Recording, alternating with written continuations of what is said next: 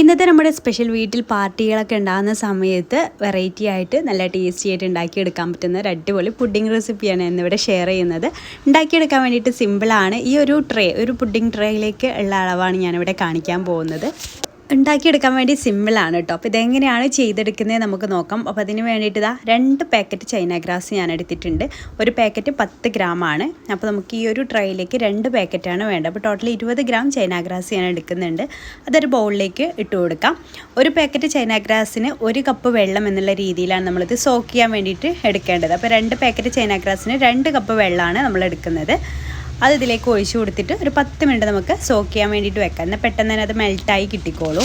അതവിടെ മാറ്റി വെച്ചതിന് ശേഷം നമുക്കൊരു മിക്സിയുടെ ജാർ എടുത്തിട്ട് അതിലേക്ക് ഒരു 5 സ്ലൈസ് ബ്രെഡ് ഒന്ന് പൊടിച്ചെടുക്കണം കേട്ടോ. അതിലേക്ക് ഇട്ടിട്ട് 5 സ്ലൈസ് ബ്രെഡ്. അപ്പോൾ അതിൻ്റെ അരിവശം ഒന്നും ഞാൻ കളയുന്നില്ല. അത് അതേപോലെ തന്നെ അങ്ങനെ ഇതുപോലെ മിക്സിയുടെ ജാറിലേക്ക് ഒന്ന് പീസാക്കിയിട്ട് ഇട്ട് കൊടുത്തിട്ട് ഒന്ന് പൊടിച്ചെടുക്കുകയാണ്. നമ്മൾ ബ്രെഡ് വെച്ചിട്ടാണ് ഈ ഒരു സ്പെഷ്യൽ പുഡിങ് തയ്യാറാക്കി എടുക്കുന്നത്. ബ്രെഡും കാരമലൊക്കെ ഉണ്ട് കേട്ടോ. അപ്പോൾ നല്ലൊരു ടേസ്റ്റി ആയിട്ടുള്ളൊരു പുഡിങ്ങാണ്. അപ്പോൾ ഇത് പൊടിച്ചെടുത്തിട്ടുണ്ട്. ഇനി നമുക്ക് ഒരു പാൻ വെച്ചിട്ട് ചൂട് കട്ടിയുള്ള ഒരു പാൻ എടുക്കാം കേട്ടോ.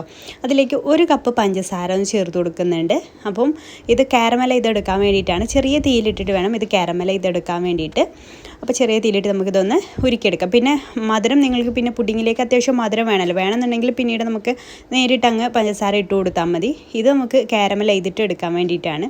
ഇതേ സമയം തന്നെ നമുക്ക് ചൈന ഗ്രാസൊക്കെ 10 മിനിറ്റൊക്കെ ആയിട്ടുണ്ട്. അത് നന്നായിട്ട് സോക്കായി വന്നിട്ടുണ്ട്. അതവിടെ എടുത്ത് വെച്ചിട്ടുണ്ട്. ഞാനിപ്പോൾ അത് തീ ഓൺ ചെയ്തിട്ടില്ല. ഈ പഞ്ചസാരയൊക്കെ ഒന്ന് കാരമലായിട്ട് വരുന്ന സമയത്ത് പാലൊക്കെ ഒഴിച്ചതിന് ശേഷമാണ് അത് തീ ഓൺ ആക്കുന്നുള്ളൂ കേട്ടോ. പഞ്ചസാരയ്ക്ക് നന്നായിട്ട് മെൽട്ടായി നല്ല ചെറിയൊരു ലൈറ്റ് ബ്രൗൺ കളറൊക്കെ ആവുന്ന ഇതുവരെ നമുക്ക് വെയിറ്റ് ചെയ്യാം. നല്ല ഓവറായിട്ട് കളർ ചേഞ്ച് ആവരുത്. അപ്പോൾ പുഡിങ്ങിൻ്റെ ടേസ്റ്റ് മാറും, കയ്പ്പ് രുചിയൊക്കെ വരും കേട്ടോ. അപ്പോൾ അത് മെൽട്ടായി വന്നുകൊണ്ടിരിക്കുന്നുണ്ട്. ലൈറ്റ് ബ്രൗൺ കളറൊക്കെ ആയി വന്നിട്ടുണ്ട്. ഓവറായാൽ പഞ്ചസാര കാരമൽ ചെയ്ത് ഓവറായാൽ കയ്പ്പ് രുചി വരും എന്ന് എല്ലാവർക്കും അറിയാമല്ലോ. അപ്പോൾ അത് ശ്രദ്ധിക്കുക, അത് പ്രത്യേകം ശ്രദ്ധിക്കണം. അപ്പോൾ അത് നന്നായിട്ട് തന്നെ മെൽട്ടായി വന്നിട്ടുണ്ട്. ഇനി നമുക്കിതിലേക്ക് ചേർത്ത് കൊടുക്കേണ്ടത് പാലാണ്.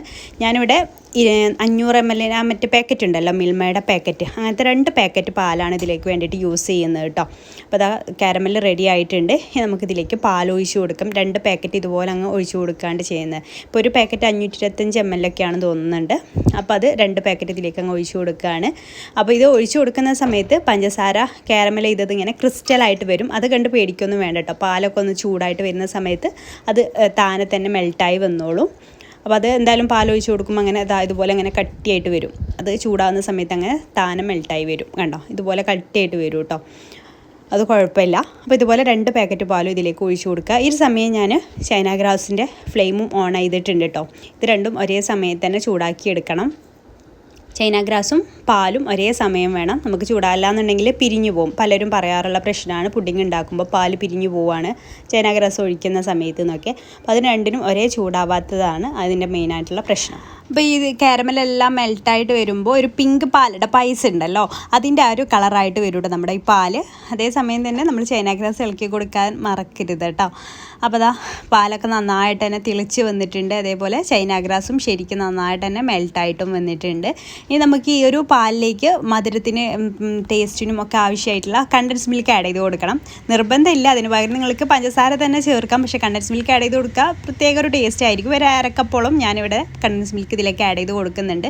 പിന്നീട് മധുരം വേണമെന്നുണ്ടെങ്കിൽ നിങ്ങൾക്ക് കണ്ടൻസ് മിൽക്ക് തന്നെ കുറച്ചുകൂടെ ആഡ് ചെയ്ത് കൊടുക്കാം. അതല്ലാന്നുണ്ടെങ്കിൽ പഞ്ചസാര ആഡ് ചെയ്ത് കൊടുത്താലും മതി. അപ്പോൾ ഞാനിപ്പോൾ കുറച്ചുകൂടെ അതിലേക്ക് ആവശ്യമായിട്ട് വരും കേട്ടോ. നമ്മളിങ്ങനെ ടേസ്റ്റ് ചെയ്തു പുഡിങ്ങിലേക്ക് തണുക്കുന്ന സമയത്ത് കുറച്ചുകൂടെ മധുരം വേണ്ടി വരുമല്ലോ. അപ്പോൾ കുറച്ചുകൂടെ പഞ്ചസാര നമുക്ക് ആഡ് ചെയ്ത് കൊടുക്കാം. അപ്പോൾ ഞാനൊരു 3-4 ടേബിൾ സ്പൂൺ കൂടെ പഞ്ചസാര ഇതിലേക്ക് ആഡ് ചെയ്ത് കൊടുക്കുന്നുണ്ട്. എന്നിട്ട് നന്നായിട്ടൊന്ന് മിക്സ് ചെയ്തെടുക്കുക. അപ്പോൾ ഇതിന് കറക്റ്റ് മധുരമാണ് കേട്ടോ ഇപ്പോൾ ഉള്ളത്. തണുക്കുന്ന സമയത്ത് ഇതിലേക്ക് കറക്റ്റ് ആയിരിക്കും. അപ്പോൾ ഇനി നമുക്കിതിലേക്ക് ചേർത്ത് കൊടുക്കുന്നത് ചൈന ഗ്രാസ് ആണ്. ഇപ്പോൾ ഞാൻ ഇതിൻ്റെ ഫ്ലെയിം ഓഫ് ചെയ്തു. ഫ്ലെയിം ഓഫ് ചെയ്തതിന് ശേഷം ഞാൻ ഇതിലേക്ക് വാനില എസൻസ് 1 ടീസ്പൂൺ ചേർത്ത് കൊടുക്കുകയാണ്, നല്ലൊരു ഫ്ലേവർ കിട്ടാൻ വേണ്ടിയിട്ട്. അത് ചേർത്ത് കൊടുത്തിട്ടുണ്ട്. അതേപോലെ തന്നെ ഇനി നമുക്കതിലേക്ക് ചൈന ഗ്രാസ് ഒഴിച്ചു കൊടുക്കാം. ചൈന ഗ്രാസിൻ്റെ മിക്സ് ഇതിലേക്ക് ഒഴിച്ചു കൊടുക്കാം. അപ്പോൾ ഞാൻ അരിക്കാതെ തന്നെ അങ്ങ് നേരിട്ട് ഒഴിക്കാം കേട്ടോ. അപ്പോൾ നിങ്ങൾക്ക് അരിച്ചിട്ട് ഒഴിക്കണമെന്നുണ്ടെങ്കിൽ അങ്ങനെ ഒഴിച്ചു കൊടുക്കാം. അപ്പോൾ ഞാൻ അരിക്കാതെ തന്നെ നേരിട്ട് ഒഴിച്ചു കൊടുത്തിരിക്കുകയാണ് ചെയ്തിട്ടുള്ളത്. പിന്നെ നമുക്കിതിലേക്ക് ബ്രെഡ് പൊടിച്ചതുണ്ടല്ലോ, അതും കൂടെ ചേർത്ത് കൊടുക്കുക. ഇതെല്ലാം ഞാൻ ഫ്ലെയിം ഓഫ് ചെയ്തതിന് ശേഷമാട്ടോ ചെയ്തിട്ടുള്ളത്. ഫ്ലെയിം ഓഫ് പാലും അതുപോലെ ചൈന ഗ്രാസും ഒരേ സമയമാണ് ഞാൻ ഓഫ് ചെയ്തിട്ടുള്ളത്. രണ്ടും ഒരേ സമയത്താണ് ഇതിലേക്ക് ഒഴിച്ചു കൊടുക്കുന്നത്. പിന്നെ ബ്രെഡിൻ്റെ പൊടി കുറേശ്ശെ ആയിട്ട് ഇതിലേക്ക് ഇട്ടിട്ട് കട്ടയില്ലാണ്ടൊന്ന് മിക്സ് ചെയ്തെടുക്കുക. ഇപ്പൊക്കെ ഞാൻ സ്റ്റൗവിൽ വെച്ചെന്നേ ഉള്ളൂ, ഫ്ലെയിം ഓൺ അല്ല. ഇനി ഫ്ലെയിം ഓൺ ആക്കേണ്ട ആവശ്യമില്ല കേട്ടോ. ഇതുപോലെ നന്നായിട്ടൊന്ന് മിക്സ് ചെയ്തെടുക്കുക. ഇനി ഈ ചൂടോട് കൂടെ തന്നെ നമുക്ക് പുഡിംഗ് ട്രേയിലേക്ക് അങ്ങോട്ട് ഒഴിച്ചു കൊടുക്കുക കേട്ടോ. എന്നിട്ട് തണുത്ത ശേഷം ചൂടൊക്കെ ആറിയതിന് ശേഷം ഫ്രിഡ്ജിൽ വെച്ച് സെറ്റാക്കി എടുത്താൽ മതി. പുറത്ത് തണുക്കുന്ന സമയത്ത് തന്നെ അത് നന്നായിട്ട് സെറ്റായിട്ട് വരും. ഒരു മണിക്കൂറോ 1.5 മണിക്കൂറോ കൊണ്ട് തന്നെ അത് സെറ്റായിട്ട് വരും. അപ്പോൾ ചൂടോട് കൂടെ തന്നെ ഇതിലേക്ക് ഒഴിക്കുക, അല്ലാന്നുണ്ടെങ്കിൽ പാത്രത്തിൽ കിടന്നിട്ട് തന്നെ സെറ്റായി പോവും. അപ്പോൾ അതാ ഇപ്പോൾ തന്നെ അത്യാവശ്യം തിക്കാണ്. നമ്മൾ ബ്രെഡൊക്കെ ചേർത്തുകൊണ്ട് തന്നെ അത്യാവശ്യം തിക്ക, പെട്ടെന്ന് തന്നെ അത് സെറ്റായി വരികയും ചെയ്യും കേട്ടോ. എയർ ബബിൾസ് ഒക്കെ ഉണ്ടെങ്കിൽ സ്പാച്ചിൽ വെച്ചിട്ടൊന്ന് ഉടച്ച് ഇങ്ങനെ അത് കളഞ്ഞാൽ മതി. ഇനി ഡെക്കറേഷനൊക്കെ വേണമെന്നുണ്ടെങ്കിൽ, ഡെക്കറേഷൻ ഇല്ലാണ്ടെങ്കിൽ സെർവ് ചെയ്യാം. ഡെക്കറേഷൻ വേണമെന്നുണ്ടെങ്കിൽ നിങ്ങൾക്ക് ഇഷ്ടമുള്ള രീതിയിൽ ചെയ്യാം. നിങ്ങൾക്ക് നട്ട്സൊക്കെ വേണമെങ്കിൽ നട്ട്സൊക്കെ വെച്ചിട്ട് ഡെക്കറേറ്റ് ചെയ്യാം, അങ്ങനെയൊക്കെ ചെയ്യാം. അപ്പോൾ ഇത് സെറ്റ് ആയതിനു ശേഷം ഞാൻ കുറച്ച് ബ്രെഡ് പൊടിച്ചതൊന്ന് മുകളിലൂടെ എല്ലാ ഭാഗത്തേക്കൊന്ന് സ്പ്രെഡ് ചെയ്ത് കൊടുക്കുന്നുണ്ട് കേട്ടോ. ബ്രെഡ് പുഡിംഗ് അല്ലേ, ബ്രെഡ് കാരമൽ പുഡിംഗ് ആണ്. അപ്പോൾ അതുകൊണ്ട് തന്നെ ബ്രെഡ് തന്നെ ഒന്നുകൂടെ എല്ലാ ഭാഗത്തേക്കൊന്നും ആക്കി കൊടുത്തിട്ടുണ്ട്. പിന്നെ ഞാനത് കുറച്ച് കാരമൽ സോസും കൂടെ ഒന്ന് സൈഡിലൂടെ ഇങ്ങനെ വരച്ച് കൊടുക്കുന്നുണ്ട് കേട്ടോ. അത് പിന്നെ എൻ്റെ കയ്യിൽ ഉള്ളതുകൊണ്ടായിരുന്നു, ഒരു കേക്ക് ഉണ്ടായിരുന്നു, കാരമൽ കേക്കിൻ്റെ.